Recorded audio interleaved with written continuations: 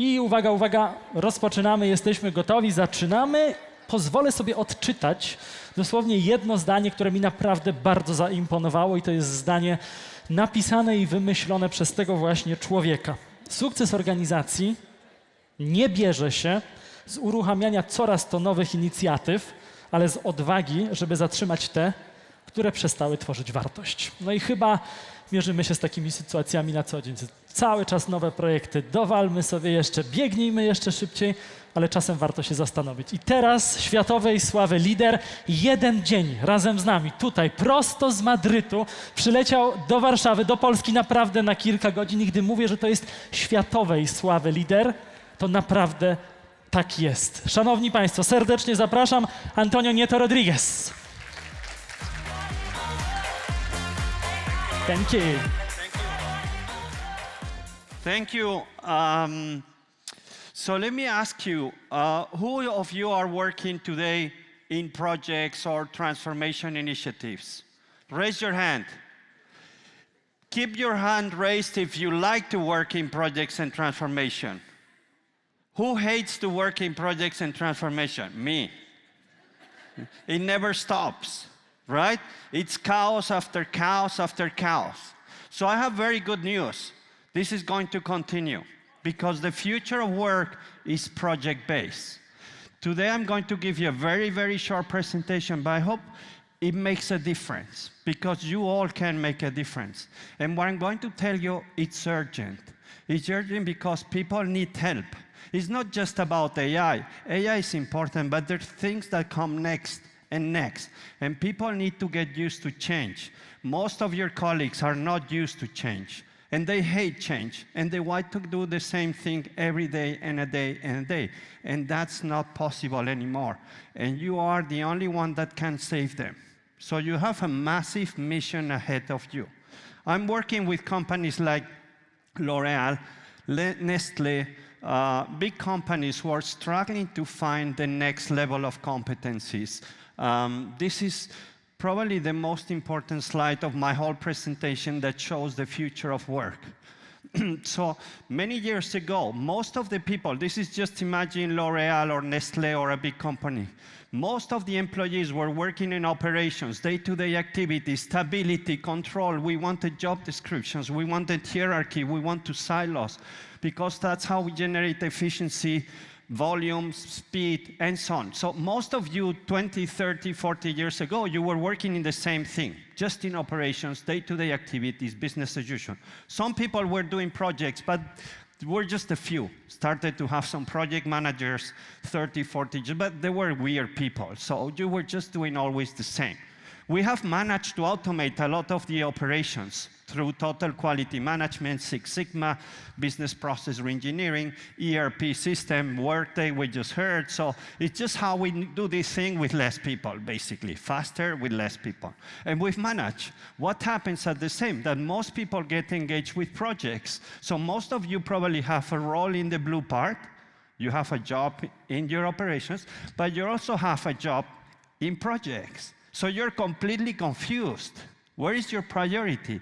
So far, the priority has been in operations.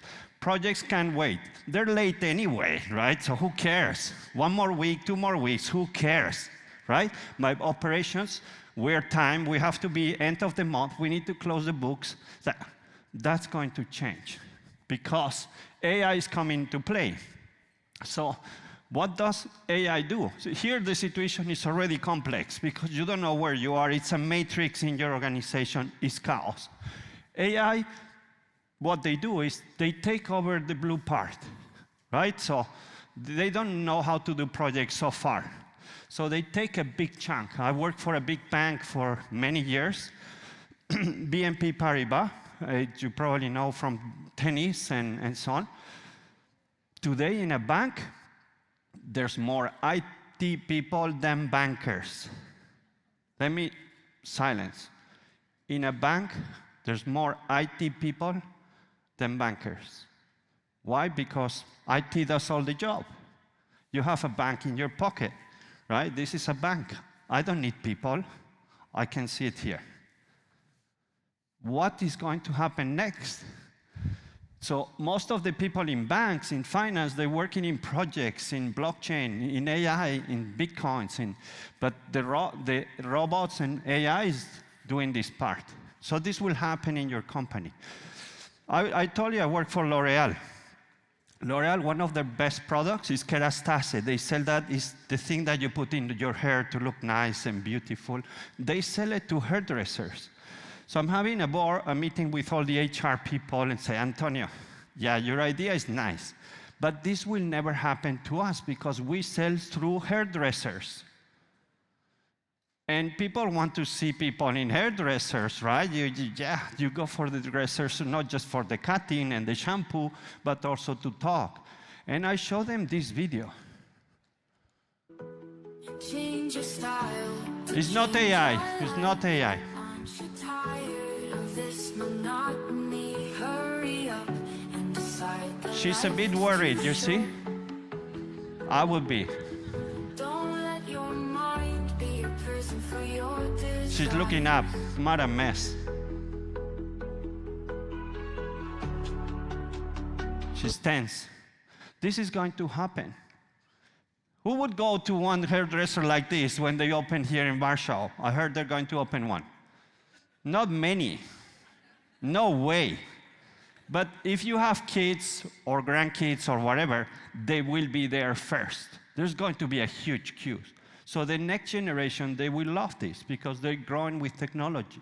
That's the discussion I had with Nestlé and L'Oreal, is think about today, but think in 5, 10 years, who's going to be your clients? And when I show this chart, some leaders, HR people, CEOs, they tell me, Antonio, your chart is wrong. I say, why? I agree with what you're saying. The future of work is based on projects. But the blue line should go to 0. I don't want anybody working in operations. What's the added value? I hope not. But this is the question. If you're doing the same work every day with the same people every day, that job is most likely to disappear within 6 to 12 months. Be careful. This goes very, very, very fast. Okay? If you're doing the same job every day with the same people every day, you're at risk. You and people around you. So, why? Because projects are the future, right? Operations is today. Projects deliver the future. So it's where we're going. The future comes faster and faster and faster. Here are some of the challenges that most of organizations, large, small, medium, have. They're not built for continuous change. Most companies are built to, okay, let's transform once, but then let's go back to normal. I don't know if you use this word, back to normal. Your employees maybe say, okay, Antonio, I help you with this project, but then let me alone. I want to go back to normal. Yes, what does it mean back to normal? Leave me alone. Yeah, you hire me to do this thing in my role, just leave me alone, right? No more change, please. What's the bad news? There is no back to normal. There's no back. People who want to go to work for back to normal, they're in serious trouble. Very, very serious trouble, because it's not going to happen.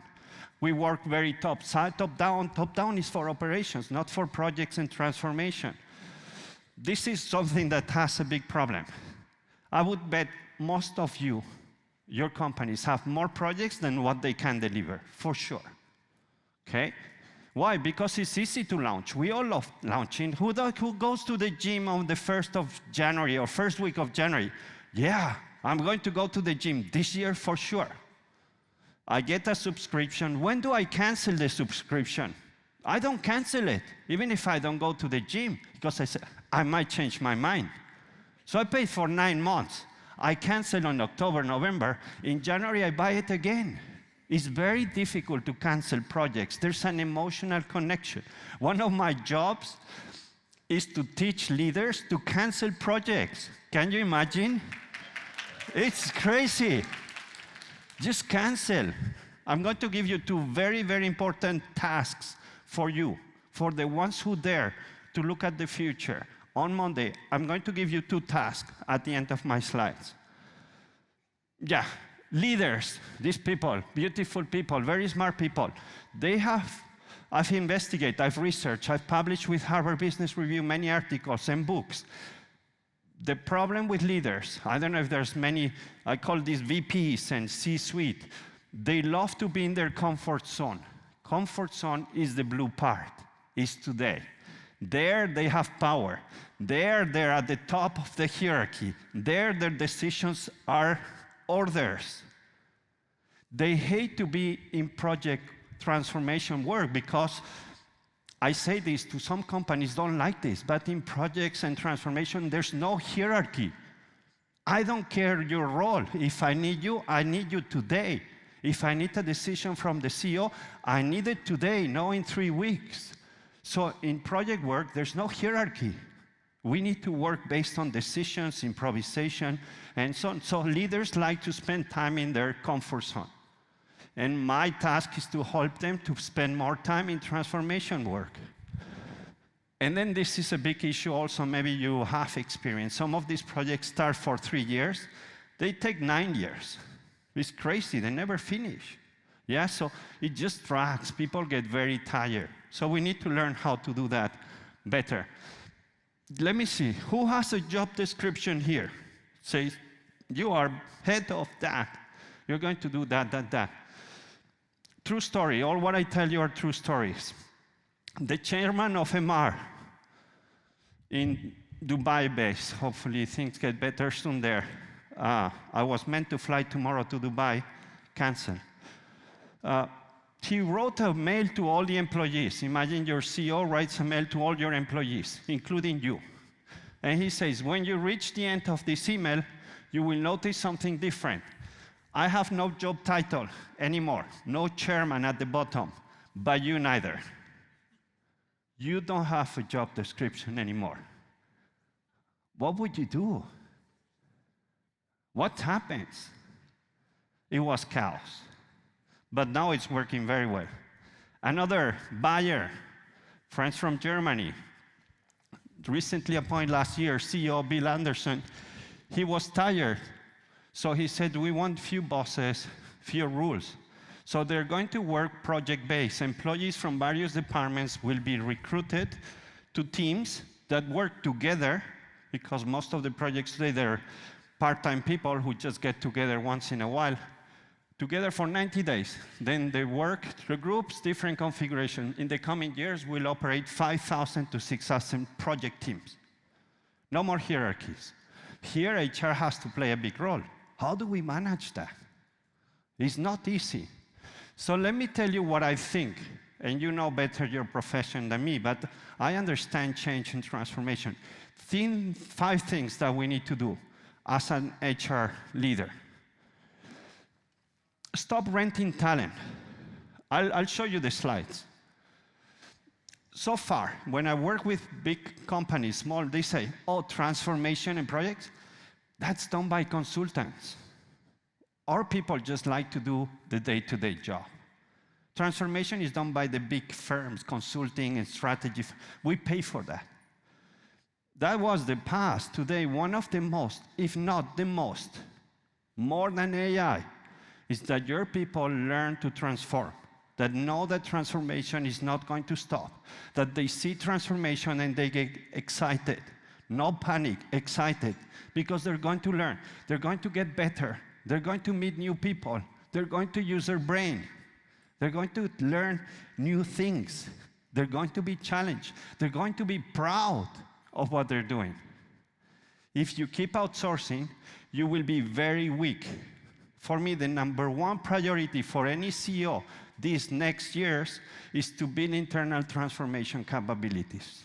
AI is important, but there's other important things too, okay?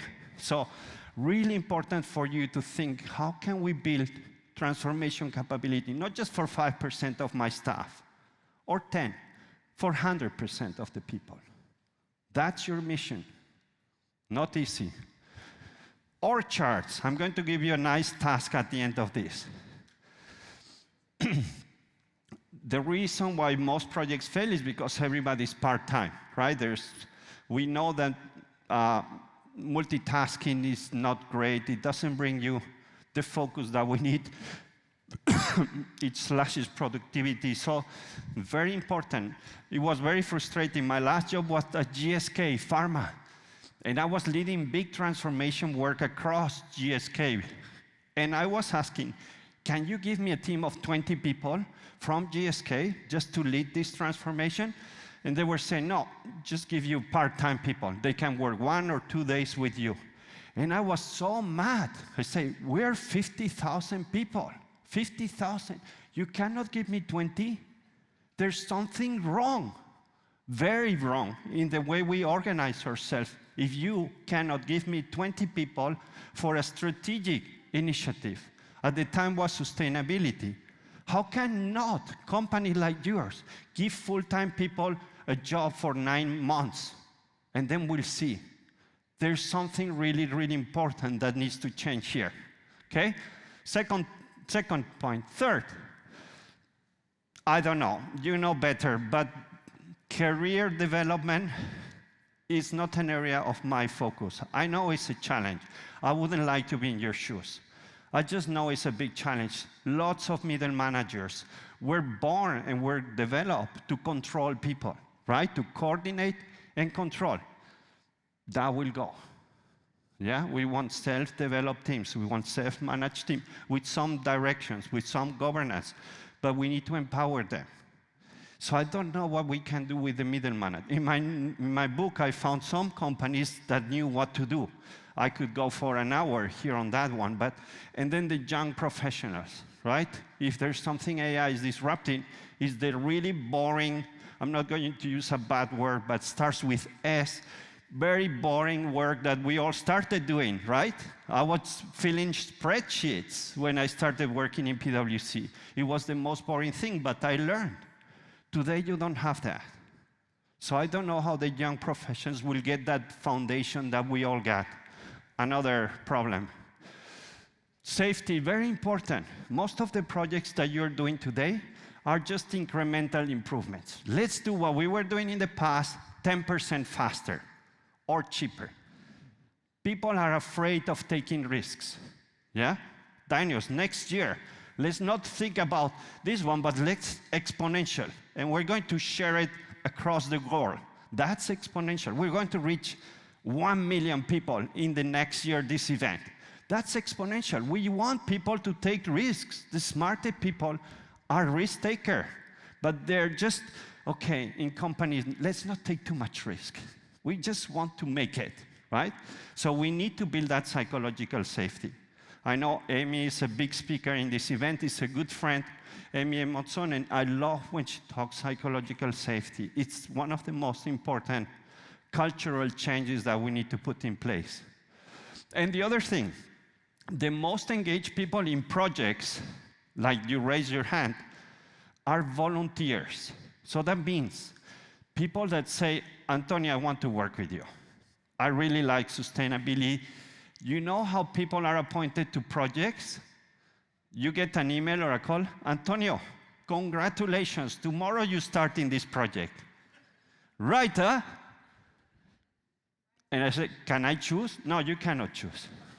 Can I drop something that I have? No, you cannot. But I don't have, it's your problem, right? Another very important, I love these small things that you can have, put in practice tomorrow. Go to your next project and say, who wants to volunteer? We're launching this amazing initiative, transforming our business. Any volunteers? And if nobody raises their hand, what does it tell you? Don't do that project. Are you crazy? If nobody in your company wants to volunteer for a super nice strategic initiative just developed by the C-suite and say, who wants to volunteer? Nobody, you have a big problem. Why would you do that? That's how most of the projects are done today, huh? By the way. That's why they fail. Last one. We need to rethink performance. Most of the performance rankings, Workday, I use Workday in GSK too, so it's focused on day-to-day, on the blue part, is how can we do the running of the business better and we need to rethinking on teams. And that's another big debate on how can we do that. So I give you with these 5 thoughts, and before I finish, I have more articles on all of this, so I'll give you my contacts afterwards, but I really think that you are the driving force, the savers, the heroes, to help thousands of people, 80% of your employees, your colleagues, to make the change from a stable, safe, non-changing, controlled workplace to a dynamic, fast-moving, risk-taking environment where people will be proud to go to work. The level of engagements that you see when people shift from this stable world to the more energetic, project-driven, it's huge because people are empowered. When you empower people and you tell them, listen, we need you, and what you're doing matters, not just for us, for our region, for employees, for our clients. They're the happiest people in the world. When you let them take decisions, they love that. When you let them fail and you're not angry, they even love you more, right? These are not things that are super difficult, but we're used with hundreds of years of this very control-based culture, and this is a killer for what's coming next. And here's the 2 challenges. The first one is easy, the second one a bit more difficult. So when you go back to the office on Monday, kill 50% of your projects, okay? Make a list. I would recommend you do that with all HR. If you can do it at company level, I'll go even better. Nothing will happen, okay? If you have 20, kill 10. Just immediately. Don't go like with the gym subscriptions. Do it immediately. You'll notice, you will be afraid. But then, the day after, you love it. You say, give me more. I want to kill more. Give me more. And if you have that mindset, you will end up with 2 or 3 that really matter. 2 or 3 that you can dedicate your focus. 2 or 3 that you can get the best team working on that. And you're building the future of your organization. And people will be happy, okay? Please, promise, do that. Do it. Try it, okay? Just with your team if you don't dare to bring it back. Second, and more fun, more challenging.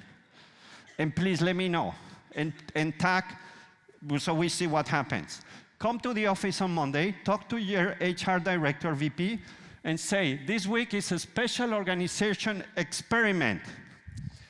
This week, nobody has job titles as from now. And there's no hierarchy as from now. Just go. Work. And see what happens. Will be crisis, chaos. No, I want a boss. What, you've been asking, complain about boss? No, now you decide, right? I want a job description. No job description. You do whatever you feel like you can do. Day 1, crisis. You don't know what you're doing. Day 2, crisis. People are shouting. It's drama. Day 3, people start connecting. They're trying to find where they add more value. 4, they feel like in teams. They're happy to go to work. There's a lot of weight gone out from your head. No stupid meetings, nothing, just your team. Day 5, if it works, you don't go back to the olds, you move forward. Please, try these 2 experiments. Please take it serious. Cancel 50% of your projects, no hierarchies, no job descriptions for a week. If you want to build the future as an HR leader, this will help you massively.